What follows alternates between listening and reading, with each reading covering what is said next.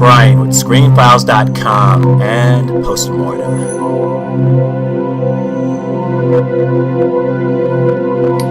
What I'm looking at today are the 3 ways to undermine the Alien franchise. It's not all unusual that people blame Ridley Scott for the convoluted mess that the Alien movies have become. After all, it's common knowledge that for a time he wanted nothing more to do with them. That is till we got Prometheus and Alien Covenant. And while Scott has certainly not been good for the franchise, there's someone that's done more than even him to undermine it. And that person is James Cameron. Right about now you're saying to yourself, how that's even possible, because didn't Cameron direct Aliens, the best movie of the series besides the original?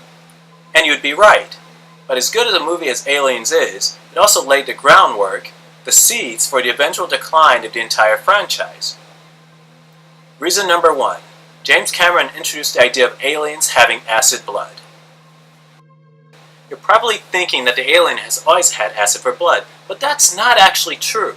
In the original movie, when Ash is trying to remove a facehugger from Kane's face, he tries to cut one of its legs and notices that it has acid for blood. And in the context of the facehugger, such a defensive system makes sense, and that exists for only one purpose, the facehugger that is, and that's to lay eggs in a host. It has no other reason for being, and if you are able to cut off its legs, you'd likely be able to free yourself from it before it completed the task it exists to do. So in this context, acid for blood makes perfect sense. It's worth mentioning that it has no other way of defending itself. In case of an adult alien, it's overkill. Imagine a great white shark with acid for blood for a moment. It's ridiculous, even if it were somehow possible, because it's a shark! The deadlier the predator is, the less it would need such things. There's a reason apex predators don't tend to have venom. They're at the top of the food chain, and they don't need it. The alien is virtually a living embodiment of death. The whole acid blood stuff is overkill and more than a little bit silly. Reason number 2. James Cameron modeled the aliens directly on insects, particularly bees and ants. In the original Alien, relatively little was known about the life cycle of the creature beyond it existing in a symbiotic relationship with the facehugger, which came from an egg. Cameron decided to fill in the blanks and modeled the alien on bees or ants. So like a bee colony, we have an alien queen and drones, whose purpose is to provide sustenance and protect the queen.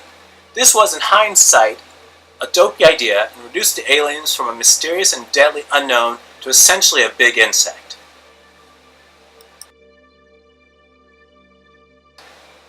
I think Ridley Scott himself may have had issues with their origin as depicted by James Cameron, though what Cameron came up with was at worst banal, as opposed to stupid, which was the case with the whole aliens by way of Michael stuff that Scott introduced in Alien Covenant.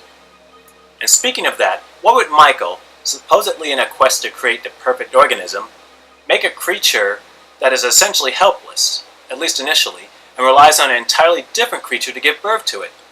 Alien Covenant never quite explained why Michael would create an egg first, besides being a nod to the original Alien and movie. I mentioned sharks earlier, because many species bear their young alive, which means the minute that they're born, they're able to defend themselves. The alien? Absolutely helpless and entirely dependent upon the facehugger, which is a weird feature to build into a supposedly perfect creature. Reason number 3. James Cameron grounded the franchise, which led directly to the problems we see today.